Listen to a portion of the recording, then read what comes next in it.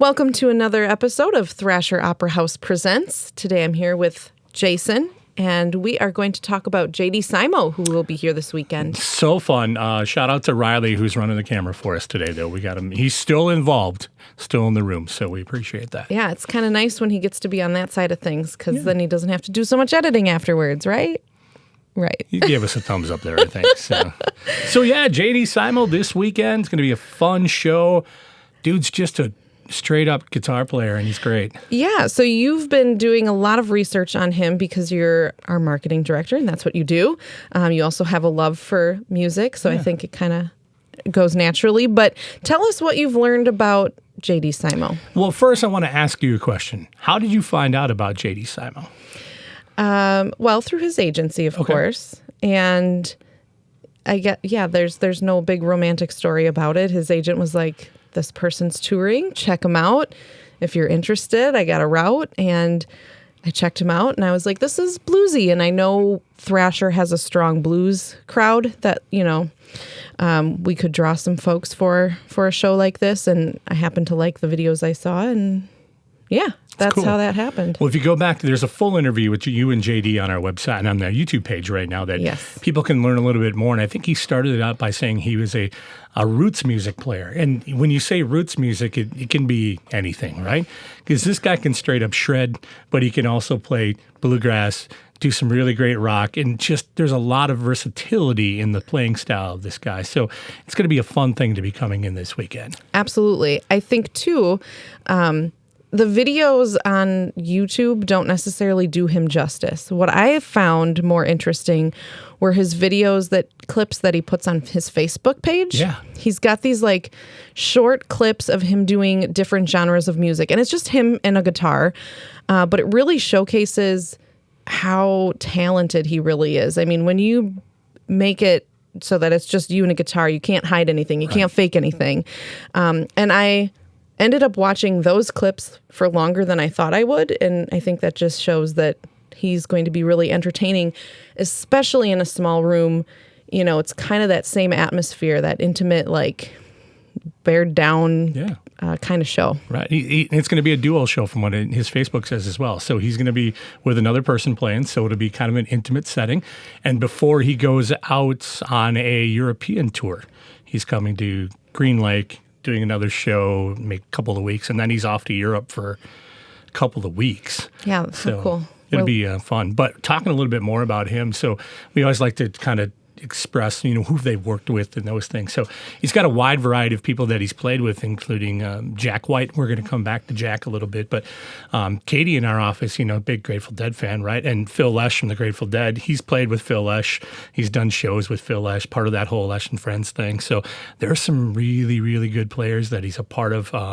Blackberry Smoke is another great band that he's been associated in playing with. So the thing that I found interesting is Jack White is the guy that he's played with before, and he's played with Jack once, but I was like, well, I want to find out what they played together on. Well, what they did was a studio session for Beyonce's Lemonade. Right?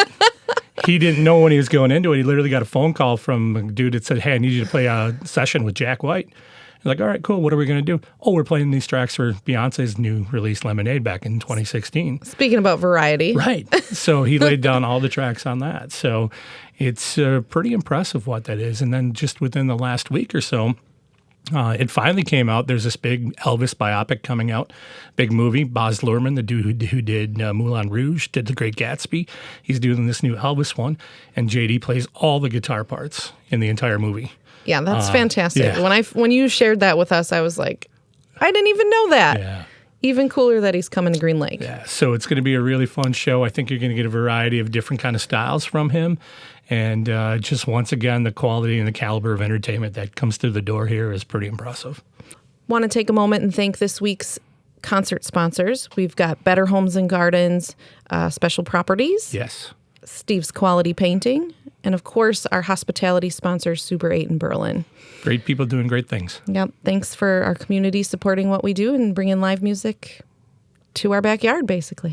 I also want to let our audience know that this weekend we'll have cocktail seating. Yes. So it'll be a little more club style than theater style. and we will have the air conditioning on. So if you're looking to get out of the heat this weekend, I think we all might be ready to take a nice cool break. Make that happen at the Opera House. Yeah, cocktail seating and cocktails available. Oh yeah, we do have that.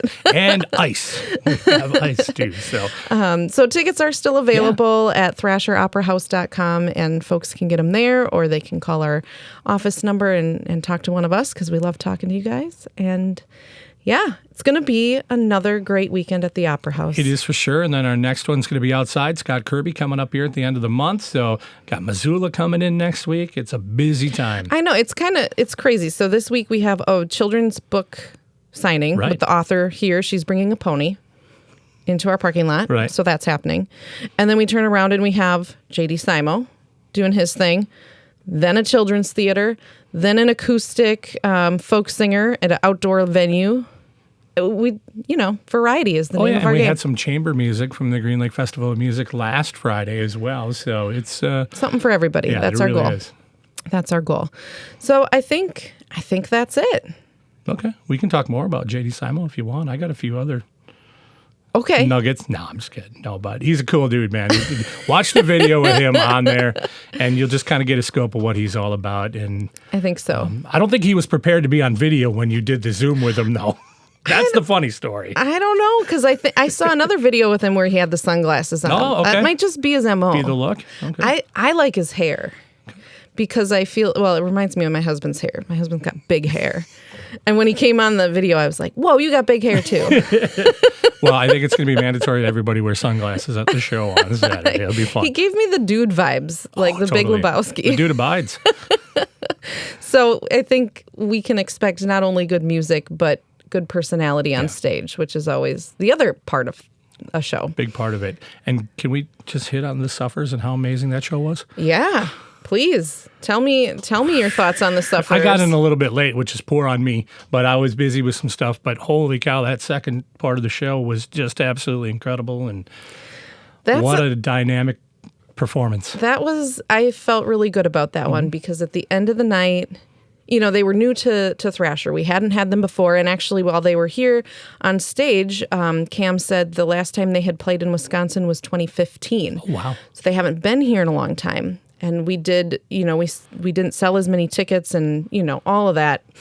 But at the end of the show, just about everyone said to me, you got to bring them back. Right. Please bring these guys back. It was so much fun. Cam is meant for the big stage. I'm telling you, she really is a performer and just captivated people. Mm-hmm. The whole band, it was a lot of music, a lot of instruments, but really she held everyone's attention, and I think people didn't want to take their eyes off of her. And the show was really sparkly. Yes. They decked out our stage with some sweet lights and sequins, and when people would walk in to check in, they were like, whoa, made a statement. That's cool for sure. But yeah, I think given the response from the audience, we will absolutely have them back in maybe 2 years or something like that when they're swinging through again.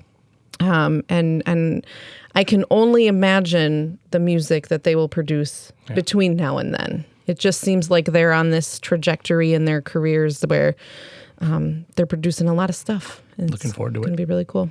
So, yeah. That's it. That's all I got. Okay. Awesome.